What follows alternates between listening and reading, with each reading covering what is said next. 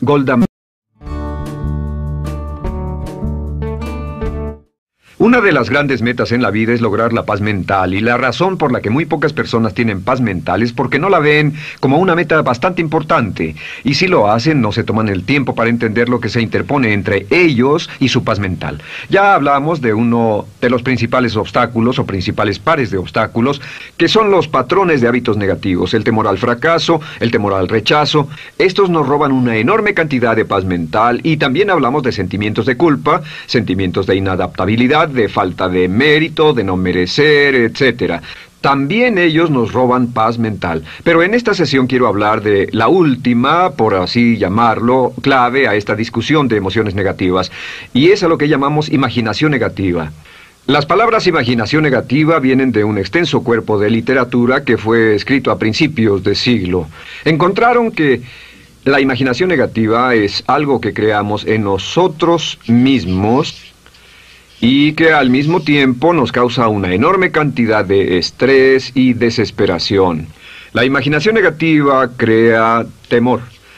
Y una de las mejores definiciones del temor que he visto últimamente se llama experiencias de fantasía que parecen reales.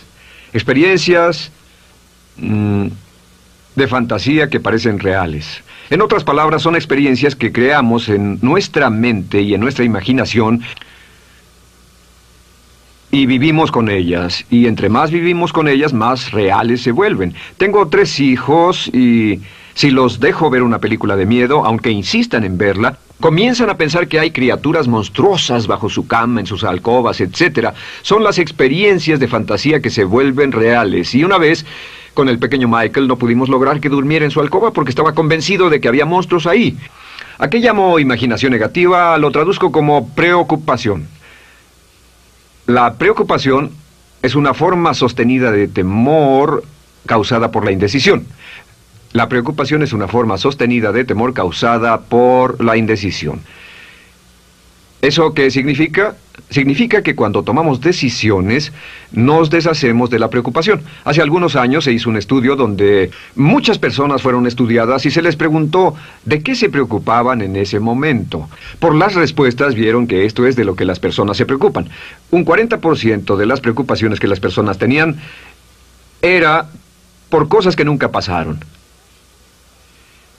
Se dieron cuenta de que las cosas por las que estaban preocupadas nunca pasarían. Iban a llegar tarde, o iban a perder sus trabajos, o no iban a funcionar bien en una relación. La siguiente cifra, 30%, eran cosas que habían ocurrido en el pasado, que ya habían pasado y no podía hacerse nada al respecto. 12% de las preocupaciones eran por la salud. En la mayoría de los casos, preocupaciones innecesarias. Pensaban que tenían un dolor, una enfermedad, un sufrimiento o algo más que no resultó ser verdad. El 10% de las cosas que les preocupaban eran triviales.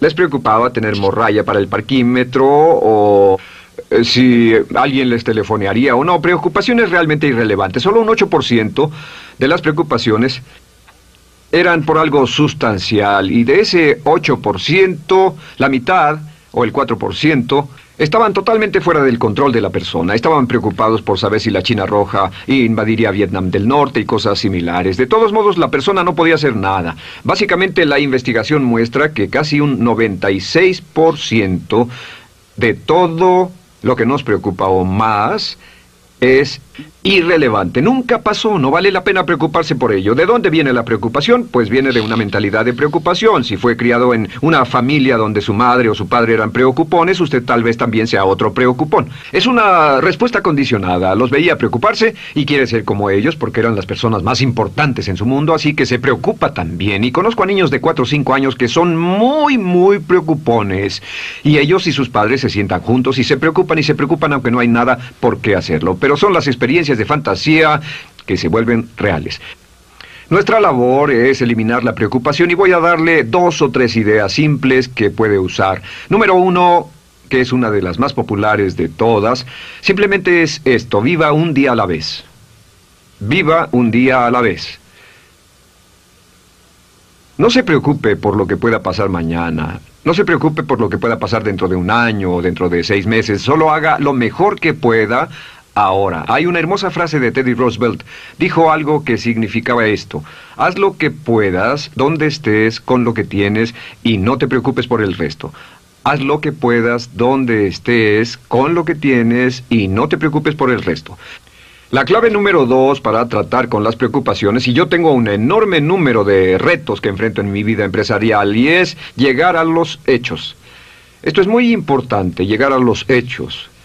No los hechos aparentes, no los hechos rápidos, no los hechos que parecen obvios, sino entender los hechos reales.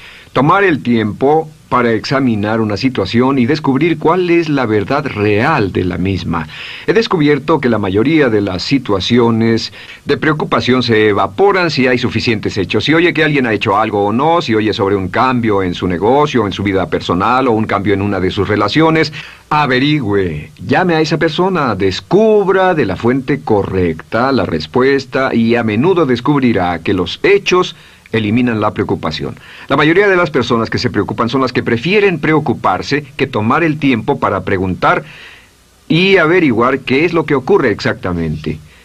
Pregunte, investigue, lea, haga su tarea, consiga los hechos. Uno de los requisitos más importantes, por cierto, para su éxito en los negocios o en alguna otra cosa, en cualquier otro campo, es consiga los hechos que necesita para que sus respuestas sean exactas y actualizadas. El tercer método se llama el destructor de preocupaciones. Destructor de preocupaciones es una expresión que inventó uno de nuestros graduados. Dijo que esta expresión literalmente salvó su negocio y salvó su salud mental. Es una de las técnicas más simples, se lo juro, es dinamita. Consiste en 4 pasos. Bien, paso número 1. Si tiene usted algo en mente, defínalo claramente por escrito. Defínalo claramente por escrito. Siéntese, tome tiempo para escribirlo y dígase de qué estoy preocupado exactamente. Siéntese y escríbalo. Estoy preocupado por esto, y describa la situación exactamente como la ve.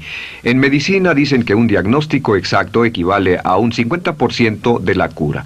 El diagnóstico exacto, definirlo claramente por escrito, es un 50% de la cura. Y un punto importante aquí es que a veces cuando parece tener un problema abrumador, tiene más de un problema, tiene una situación llamada enjambre. Tenemos 1, 2, 3, 4 problemas juntos. Si los define claramente por escrito, puede escribirlos 1, 2, 3, 4. Hay varios pequeños problemas juntos que le preocupan. A veces, si elimina usted una de esas dificultades, el resto se evapora. A veces un problema de un grupo de problemas es la clave y lo demás es irrelevante. Esté alerta a eso y defínalo por escrito. El número 2 es, una vez que lo defina claramente, esta es la clave, determine el peor desenlace posible. Determine el peor desenlace posible. En otras palabras, pregúntese, ¿cuál es la peor cosa que podría pasar como resultado de esa situación? Piénselo bien, si pasara lo peor que podría ser, determine el peor desenlace posible. Una cosa interesante pasa aquí. Descubrimos que en la preocupación no estamos preocupados ni estresados por un evento. El evento no nos preocupa. Lo que nos preocupa es la anticipación de ese evento y la resistencia que ponemos psicológicamente deseando, esperando, orando que no llegue ese evento.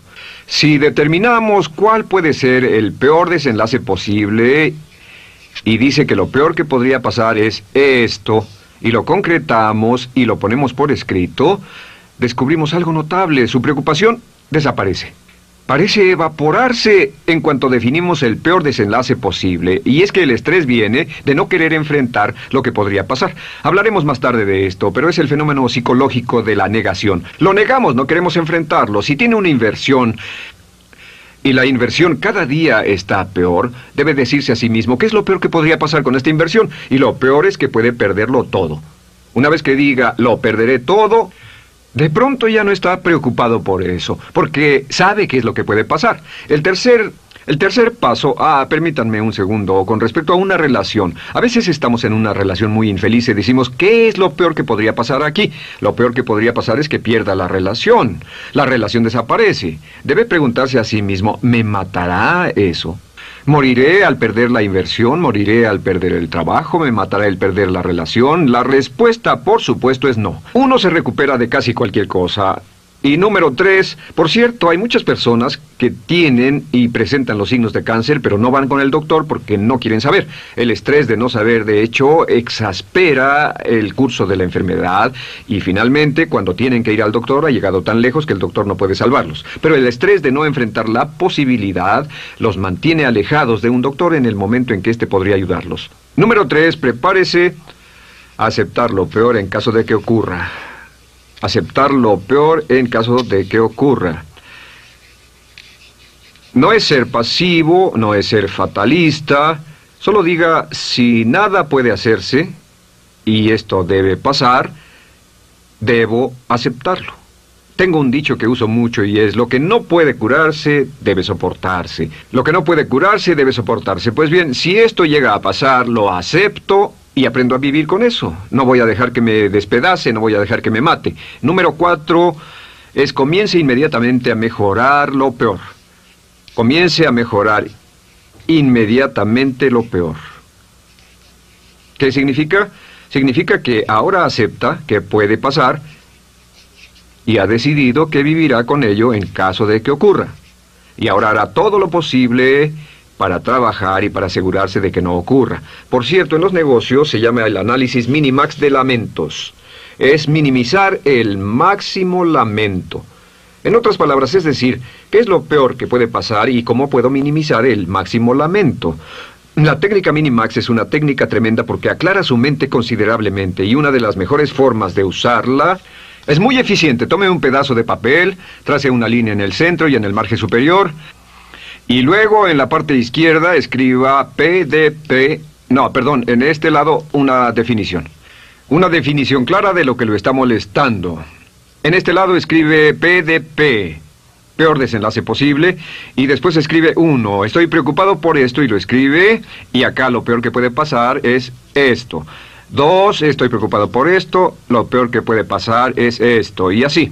Usted verá que cada vez que haga esto, el problema se evapora, y la mayoría, por supuesto no toda, la mayoría del estrés o la desesperación desaparece, su mente se aclara, y con una mente clara puede enfrentarlo en forma efectiva.